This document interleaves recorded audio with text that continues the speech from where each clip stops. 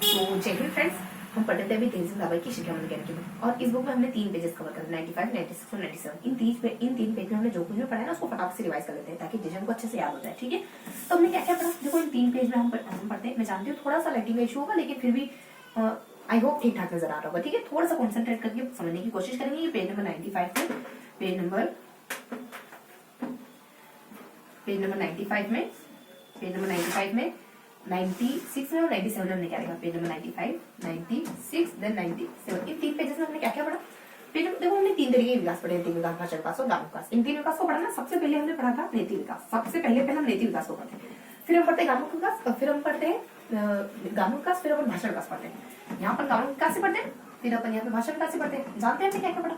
जानते हो भाषा विकास में हमने एक कहानी पढ़ी थी। हमने अगर इस पेज को अपन 2 हिस्सों में बांटे ना तो हमको ये पता चलता है कि हमने ये देखा कि मतलब किस किस समय में कौन कौन सी भाषा बच्चे के द्वारा बोली जा रही है। ये हमने देखा। यहाँ से शुरू करा था, ये जानना हमने, यहाँ देखा, यहाँ देखा, यहाँ देखा और यहाँ पे खत्म करा। इस तरीके से हमने बहुत से ऐसे फैक्ट देखे। हमको पता चला कि इस उम्र में बच्चा इस तरीके इतने शब्द बोलता है, इस उम्र में बच्चा इतने शब्द बोलता है, इस माह में इतने बोलता है, इस माह में इतने बोलता है, इस माह में इतने बोलता है।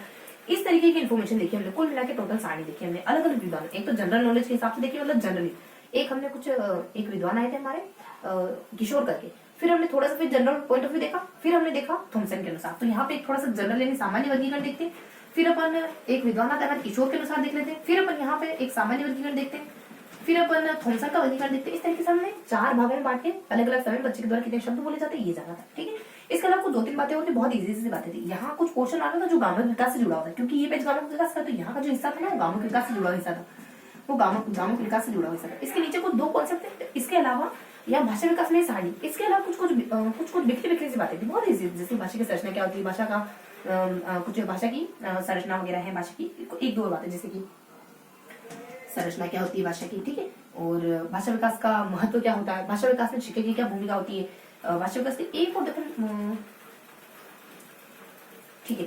हाँ, तो भाषा विकास की संरचना वगैरह जाना, तो मेरे को लग रहा है कि यहाँ पे ना कोई एक और बिंदु था भाषा विकास की संरचना के। देखो संरचना तो अपन जानते हैं, हाँ भाषा विकास के प्रकार भी जानते हैं, बहुत इजी सा है, इसको डिस्कस करने की जरूरत ही नहीं। संरचना बोले ठीक थी, ध्वनि देखो कहते हैं ध्वनिग्राम है, रूपग्राम है, और एक वाक्य ध्वनि देखो रूपग्राम से मिलकर के ध्वनिग्राम से मिलकर के रूपग्राम होता है, रूपग्राम से मिलकर के वाक्य ग्राम बनता है। ये निरर्थक होता है, दोनों सार्थक होते हैं। और लास्ट में अर्थग्राम आता है, जिसमें लास्ट मतलब जस्ट पहले वाले के अर्थ बताने का काम किया जाता है। ठीक है, वाक्य विन्यास का अर्थ बताने का काम किया जाता है। तो इसमें ध्वनिग्राम है, रूपग्राम है, वाक्य विन्यास है, अर्थग्राम, इतनी तरीके की संरचना में पढ़ी थी। ठीक है, अब देख लेते हैं अपन कि हमने गांव विकास में क्या देखा। तो अगर गांव विकास को रखने की कोशिश करोगे ना तो हमने इसमें भी कुछ फैक्ट जाने थे। किस तरीके के फैक्ट जाने थे हमने कि अलग अलग महीनों में किस किस तरीके के ग्रामीण विकास बच्चों में देखे जा सकते हैं। तो ये हमने जाना था। अगर इस पेज को अपन 2 भागों में बांटे ना तो हमने क्या क्या देखा था। हमने देखा था यहाँ से शुरू होता है ग्रामीण विकास और यहाँ पे खत्म होता है। यहाँ बीच में इन्फॉर्मेशन आती है सारी यहाँ आती है। तो यहाँ तो क्रमशः देखो हमने पढ़ा कैसे था पता है इसको, कि यहाँ अपन एक हिस्सा पढ़ते हैं, यहाँ अपन एक हिस्सा कवर कर लेते हैं, और फिर अपन कुछ हिस्सा यहाँ पे देखते हैं, मतलब कुछ हिस्सा इसके ऊपर जानते हैं अपन, कुछ हिस्सा इसके नीचे देखते हैं। इस ट्रिक के थ्रू हमने पढ़ा था। बीच में क्रमशः सन आते, जैसे 1 2 3 4 5 6 7 8 9 10 यहाँ तक आते, मतलब 8 तक आते। उसके बाद उलट सुलट आ जाते, मतलब ऊपर नीचे दाएं बाएं इस तरीके से आ जाते। नीचे आ जाते हमारे कुछ लाइन है, जैसे 2 3 4 5 6 यहाँ से है, मतलब इस तरीके से। इसके ऊपर आ जाते कुछ हमारे कुछ बिखरे से।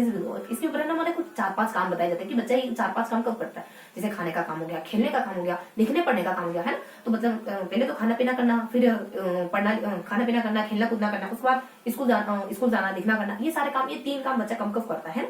ये 3 काम सिंगल काम नहीं, आप जानते हो ये 3 काम सिंगल काम नहीं। इन 3 कामों के अंदर भी बहुत सारे छोटे छोटे, मतलब अपने आप में बहुत सारे काम जुड़े, एक दो काम इनमें लगे हुए, खाली एक काम नहीं। मतलब ओवरऑल आपको थोड़ा सा ना उनको सामान्यकृत करके बता दूं, इस तरीके के काम, इस तरीके के काम, इस तरीके के काम। तो इस तरीके से हमने 3 काम यहाँ देखे, है ना। इसके नीचे हमने क्रमशः देखा, लाइन से देखा, मतलब कि 2 3 4 5 6, है ना। इस तरीके से जाना हमें। इसके बीच में हम बिल्कुल एक्यूरेट सीक्वेंस से पढ़ते हैं, सीरीज से पढ़ते हैं, जैसे कि 1 2 3 4 5 6 7 8। उसके बाद पहले थोड़ा सा ऊपर नीचे दाएं बाएं कर लेते, थोड़ा सा आगे पीछे कर लेते और फिर अपन देखते हैं, है ना। तो इस तरीके से हमने कुछ बातें जानी यहाँ पर।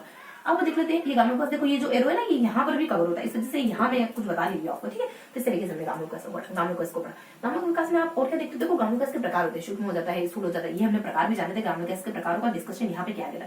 इसके अलावा देखो गांव विकास में और क्या हो सकता है। गांव विकास में एक तो देखो प्रकार पता नहीं कहाँ गिवन था, लेकिन प्रकार बिंदु गिवन जरूर था कि गांव विकास 2 प्रकार के होते हैं, सूक्ष्म होता है, स्थूल होता है। इस तरीके से हम गांव विकास के बारे में पढ़ा।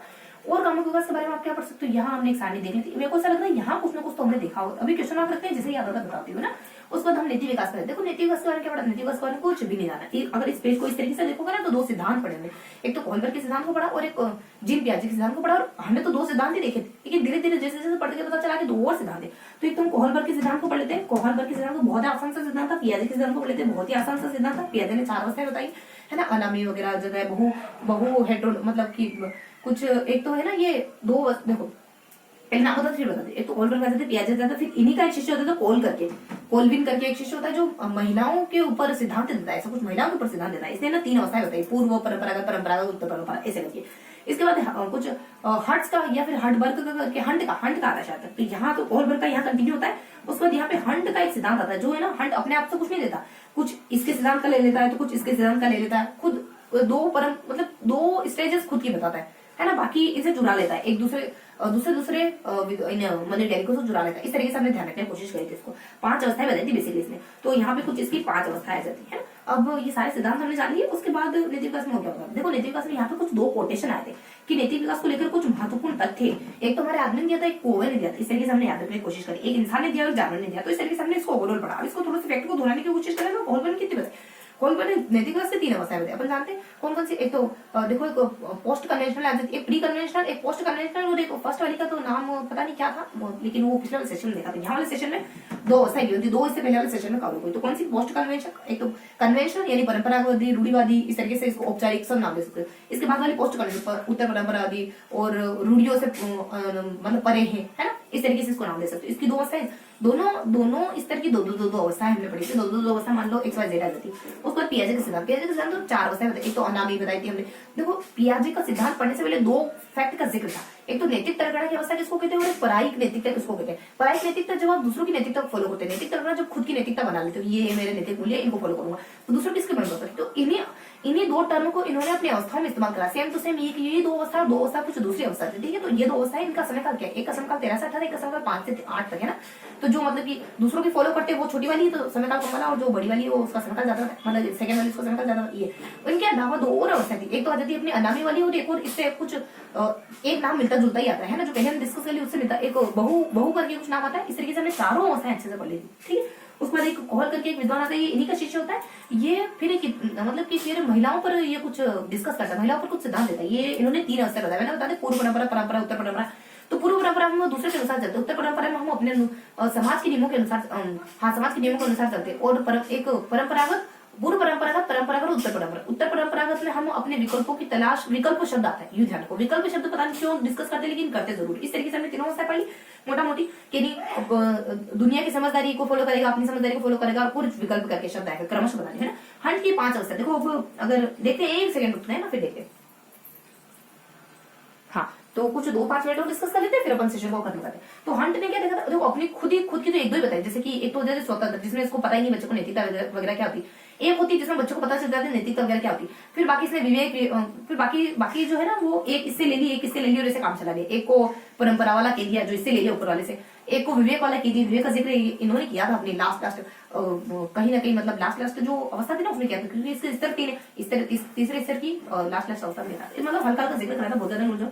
तो यहाँ पे कुछ तो इससे लेकर कुछ इससे लेकर खत्म हो जाए। विवेकहीन कहा और विवेक पूर्ण कहा, इस तरीके से इन्होंने 5 अवस्थाएं कंप्लीट कर ली, एक इससे लेकर 2 इससे लेकर और खुद की 2 देखी। तो इस तरीके से हंट ने अपनी 5 अवस्था कंप्लीट कर ली। 3 का समय का तो कुछ हल्का मतलब इनके बारे में हल्का हल्का बताया भी गया था कि बच्चा कब क्या करता है, मतलब कौन सी अवस्था में किसको फॉलो करता है, अपने नियम कब बनाता है, दूसरों को कब फॉलो करता है, और आत्मा के नियम को कब मानता है, मतलब अलग अलग जानकारी भी थी। तथ्य क्या थे, एक तो देखो इंसान कहता है कि जब आप शरीर पे कंट्रोल करते हो ना, उसी को गांव विकास कहते हैं। गांव विकास के फैक्ट थे, अच्छा यहाँ पे थे वो फैक्ट जो मैं यहाँ थी, यहाँ सुनो।